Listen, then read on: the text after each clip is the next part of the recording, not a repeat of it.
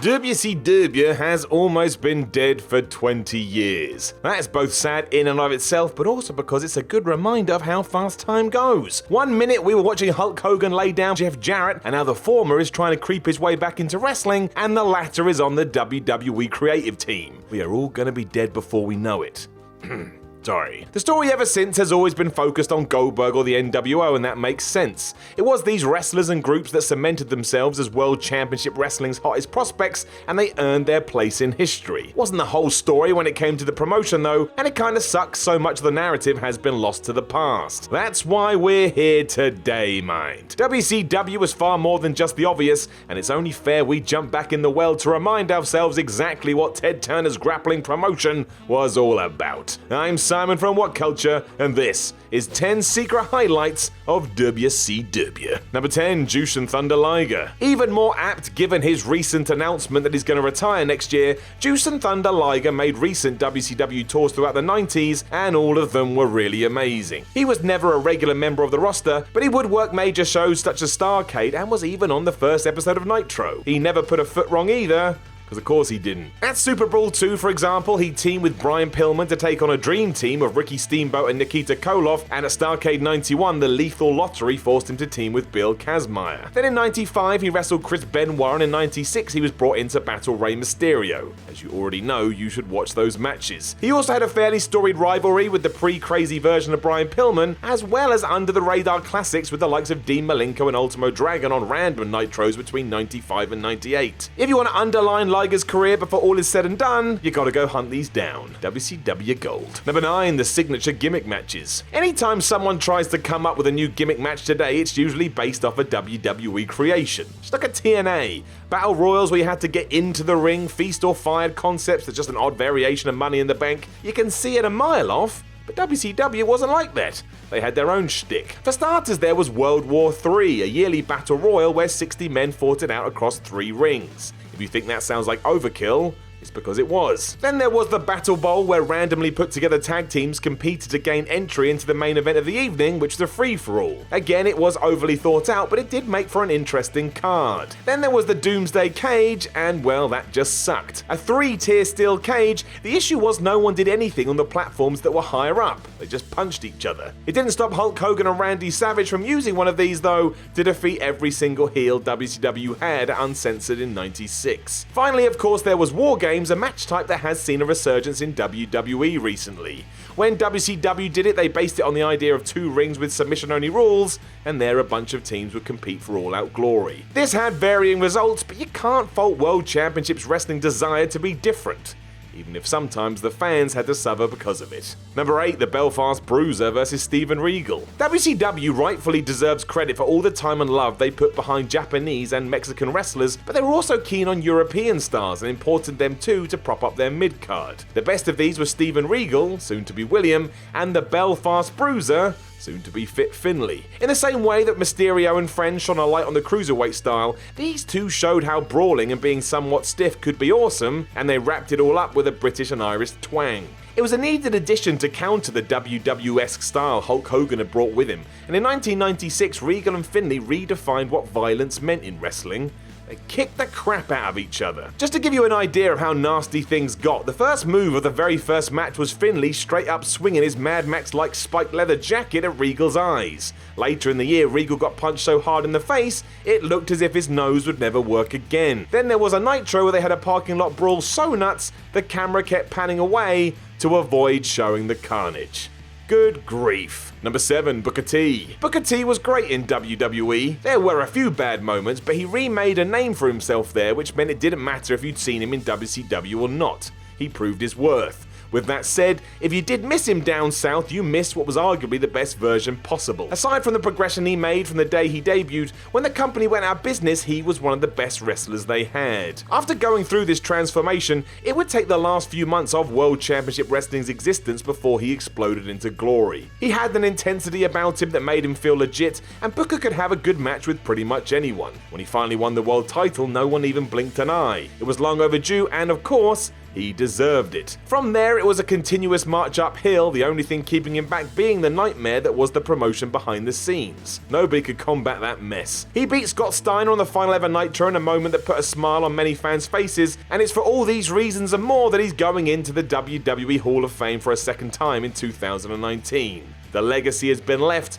and a huge part of it was what went down in WCW. Number 6, Dean Malenko. Much like Booker T, Dean Malenko was amazing in WCW. He didn't get much of anything after he jumped across to WWE, but the Iceman throughout the 90s was one of the best cruiserweights there was, and this was during a time where amazing smaller wrestlers were everywhere. So even though the company had the likes of Eddie Guerrero, Rey Mysterio, and Ultimate Dragon on the books, Malenko was so consistent that he served as the glue that held the entire division together. No matter who came through the door, they couldn't out-wrestle Dean. This was clear at the time, which is why he ranked first in the PWI 500 in 1997. Stone Cold Steve Austin was number 3 in case you want to know, but ever since then we all seem to have forgotten. Let's change that now. While he works behind the scenes for WWE in 2019, 20 or so years ago he was the bar that everybody else was judged on. Plus he had that great angle with Chris Jericho. There was so much to love about Dean Malenko, and one of these was not when he was a fake James Bond dude.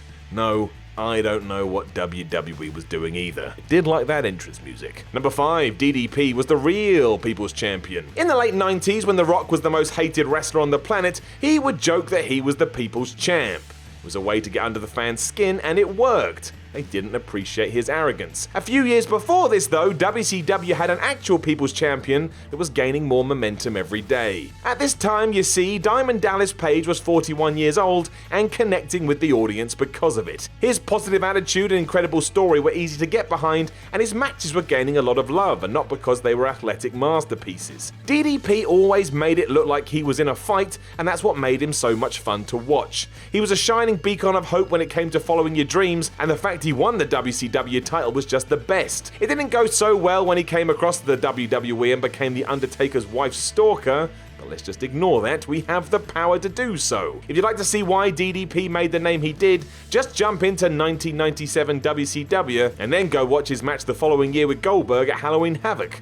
Aside from some technical issues, it is a right treat. Number 4, Vader was the ultimate heel. When WWE debuts a monster heel, it usually goes the same way. They come in strong, get a couple of big wins before coming up against the promotion's main star, losing, and then falling back down the card. It helped the likes of Bruno Sammartino, Hulk Hogan, and even John Cena. It's a formula that Vince McMahon enjoys, and when it works, it works. Eventually this bled into WCW too, but before that the company would build up their heel champions for the long term, and one of the best ever was Vader. When he debuted against Sting, he didn't just beat him up, he broke his ribs, destroyed his spleen, and got DQ'd because of it. Then in the follow-up, he ate him alive to become the world champ. Obviously Sting would get some wins back down the line, but it was a true rivalry where you could never count Vader out because he was the bad guy. There was always a sense that he could smack you into your grave. It wasn't a one-off either, as he also did it to the likes of Cactus Jack, Nikita Koloff, and David Boy Smith. Pretty sure if WCW had put a child in the ring, he would have boxed their ears off. That's just what he did and why he became so feared. Someone a couple of years after decided he should be calling himself a fat piece of shit in WWE.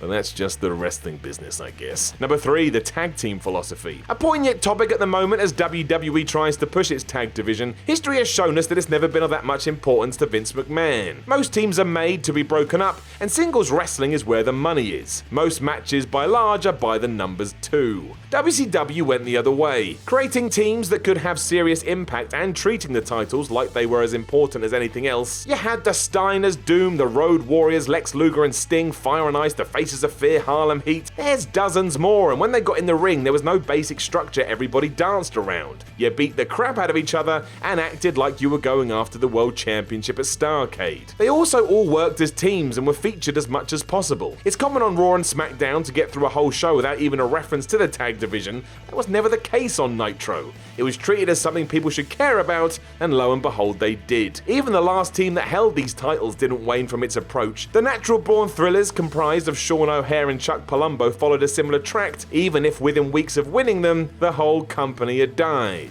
And I'm not saying we should put all the blame on Chuck and Sean, but look at the evidence. Number 2, Arn Anderson. A lot of people will say that the heart of WCW came in the form of Ric Flair, and they are correct. He was consistently one of the best things about the company, and the amount of money he drew was ridiculous. As important as he was, however, Arn Anderson was low-key just as essential. You may even call him the promotion's foundations, and that goes for the Four Horsemen too. A constant throughout his career, Anderson simply couldn't do anything wrong as it wasn't in his DNA. He was a centerpiece of WCW's television shows and the tag division, which we just talked about, the only real asterisk being that he never became a proper top guy. You could put this down to his look, especially as he was more than happy to stand next to a suited and booted Ric Flair wearing sweatpants, but when it was time for business, he could switch it on whenever he wanted. This was the same for promos as well. You've never heard someone sound so mad and ready to kick somebody else's ass so much in your life. Brilliant from the day he stepped into a World Championship Wrestling ring. He never got the chance to repeat this in WWE aside from a short stay in the 90s because he was long retired when Ted Turner's baby went out of business. Even then, WWE knew how important he was as he got an agent's role, one that only recently ended when he was let go after some controversial circumstances. Even then, he'll probably come back. He is Arn Anderson. Number 1. Sting's legacy. I enjoyed Sting's WWE run. It sucked the way it ended and the Triple H match was questionable, but it felt nice to see him in a Vince McMahon-owned ring. Tied his career up with a bow. This is not what he shall be remembered for though, and neither will anything he did in TNA. Sting's WCW tenure lasted years, and even through multiple character transformations, the ongoing story was always there about a man truly entwined with his chosen promotion. He evolved too, depending on what was needed. In the 90s, he was WCW's answer to Hulk Hogan. When the NWO brought attitude to the scene, he became the dark and violent force to oppose them. Once the hammer had been brought down and the end was nigh, he was in the ring fighting Ric Flair in what was a look back to one of the best feuds WCW ever had. Sting is and was world champion wrestling, and you can pick any year and find some good to enjoy. Not necessarily what happened at Starrcade 1997, but that's just the company for you. No matter how much gold they had, it would always be thrown out of the window because of egos. Flippin' egos! They ruin everything, but even then, they couldn't ruin Sting. Know of any other secret highlights from WCW? Let us know in the comments below, and don't forget to like, share, and subscribe. Then make sure you head over to WhatCulture.com and read yourself some articles, and follow WhatCulture on Twitter at WhatCultureWWE. My name is Simon from WhatCulture, and you're damn right I missed WCW, even though I was always a WWE guy. Isn't it funny how the world works?